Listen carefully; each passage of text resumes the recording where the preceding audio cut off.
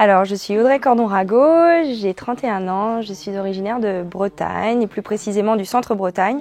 Je suis cycliste professionnelle depuis quelques années maintenant et je pratique le cyclisme en général depuis 2000, donc j'en suis à quelques années de pratique. Alors, j'ai été plusieurs fois championne de Bretagne dans beaucoup de disciplines différentes. C'est vrai que je compte plus les titres parce que depuis 2000, il y en a eu vraiment pas mal, des titres de championne de Bretagne. Et c'est vrai que j'ai toujours eu à cœur de participer à ces championnats de Bretagne. Et puis, j'ai la chance de porter depuis 1 an le maillot de championne de France élite de la route, en l'ayant gagné déjà 4 fois sur le contre-la-montre. C'était le seul qui manquait à mon palmarès et j'ai été très très fière de le porter. Ça va bientôt se terminer, j'espère renouveler l'expérience, mais en tout cas, ça a été une belle année. Alors le centre Bretagne, c'est vraiment, je dirais, la Bretagne un petit peu méconnue du grand public. C'est un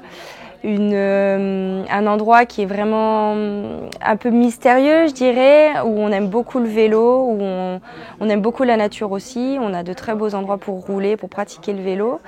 Et c'est un endroit qui permet de vraiment me ressourcer quand je rentre de compétition. C'est vraiment, enfin voilà, c'est ma maison.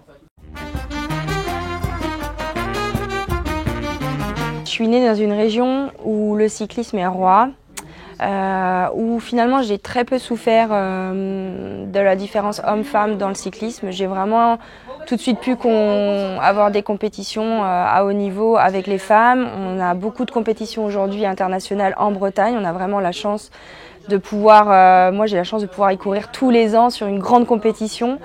Et pour ça c'est quelque part comme rendre un petit peu l'appareil de ce qu'on m'a donné depuis que je suis enfant et depuis que j'ai commencé le vélo. Et voilà, j'aime à défendre ce cyclisme féminin, mais aussi ce cyclisme breton en particulier. C'est un cycliste qui a un mauvais caractère. Je suis bien placée pour en parler puisque je pense être plutôt authentique en la matière. C'est vrai qu'on a un caractère fort, on déteste l'injustice, donc on aime les choses justes. Et on se bat toujours pour aller plus loin, on se bat aussi pour gagner, on lâche rien, on a un caractère assez tenace. Et puis je pense qu'on est aussi peut-être plus résistant que d'autres et on brave les conditions climatiques qui sont parfois pas forcément idéales en Bretagne, on n'a pas peur de la pluie et du froid et voilà, c'est ce qui fait de nous des cyclistes assez authentiques.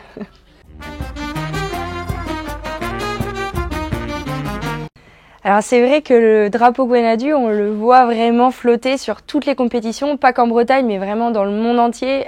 C'est vrai que c'est un petit peu le jeu qu'on se donne souvent en tant que Breton, c'est d'essayer d'identifier le drapeau sur les bords de route, et particulièrement en Bretagne. Pourquoi ? Parce que oui, il y a toujours vraiment cette ferveur autour de lieux assez mythiques, et c'est vrai qu'on n'a pas d'Alpe d'Huez, on n'a pas de pavés comme comme du côté de Roubaix, mais à côté de ça, on a ces bosses qu'on a rendues mythiques. Je pense à Bosse de Cadoudal, je pense à Mur de Bretagne évidemment, ou encore au circuit de Plouay avec ces bosses qui sont vraiment connues et reconnues.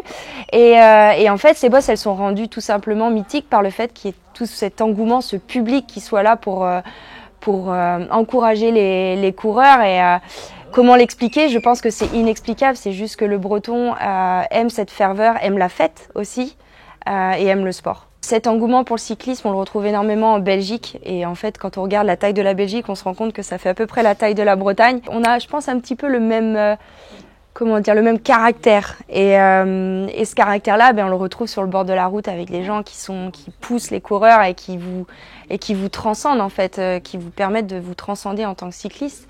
Donc, si j'avais à choisir vraiment une région qui s'apparente à la Bretagne, je prendrais plutôt la Belgique.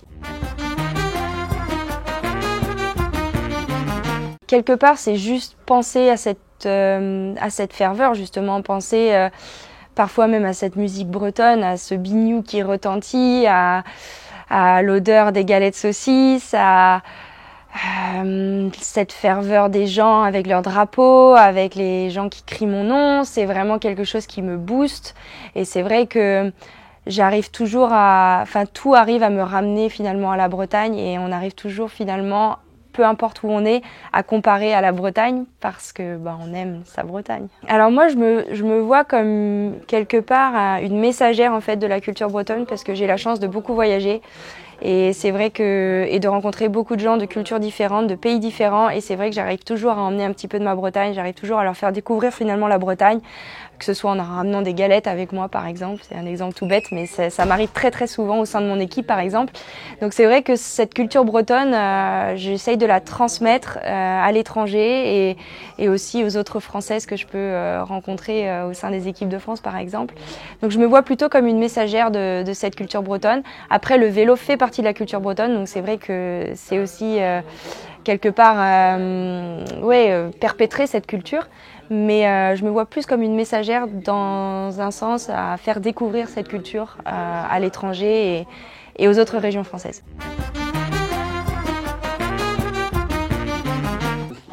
Alors je dirais plutôt Fesnoz parce que, pas forcément pour la danse parce que je suis très très nulle en danse bretonne, mais juste pour l'atmosphère en fait. C'est quelque chose de...